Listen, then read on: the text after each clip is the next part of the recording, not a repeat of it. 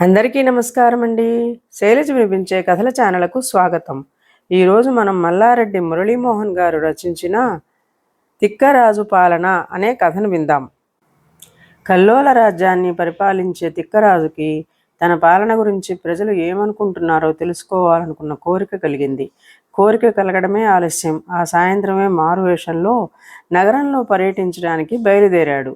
బాగా చీకటి పడే వరకు తిరిగినా ప్రజలెవరూ తన గూర్చి ఏమీ మాట్లాడుకోకపోవడంతో కొద్దిగా నిరాశ చెంది సత్రం వద్దకు చేరుకున్నాడు. ఆ రాత్రికి సత్రంలోనే బస చేయాలని నిశ్చయించుకొని ఒక మూల నడుము వాల్చాడు. ఇంతలో పక్క గదిలో ఇద్దరు ఆసాముల సంభాషణ అతని చెవిన పడింది. మొదటి వ్యక్తి రెండో వానితో, మన మహారాజు గారు నిజంగా ధర్మప్రభువులే కదూ అన్నాడు.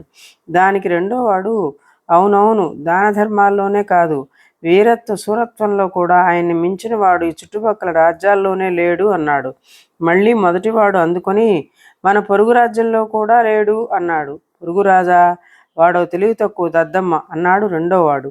వాళ్ల సంభాషణ రహస్యంగా విన్న తిక్కరాజు వాళ్ళిద్దరూ తననే పొగుడుతున్నారని భావించి పరవశంతో అంతఃపురం కేసి దారి తీశాడు. కానీ ఆ ఆసాములిద్దరూ పొరుగు రాజ్యానికి చెందిన వర్తకులు. బాగా చీకటి పడటంతో తిరిగి వెళ్ళలేక సత్రంలో బస చేశారు. వాళ్ళు అంతవరకు పొగిడింది వాళ్ళ రాజునని, తెలివి తక్కువ దద్దమ్మగా జమకట్టింది తిక్కరాజునేనని అతనికి తెలియలేదు పాపం. ఇదండి కథ. ఈ కథ మీకు నచ్చినట్లయితే లైక్ చేయండి, షేర్ చేయండి, కామెంట్ చేయండి, సబ్స్క్రైబ్ చేసుకొని నన్ను ఎంకరేజ్ చేయండి. నమస్కారం అండి.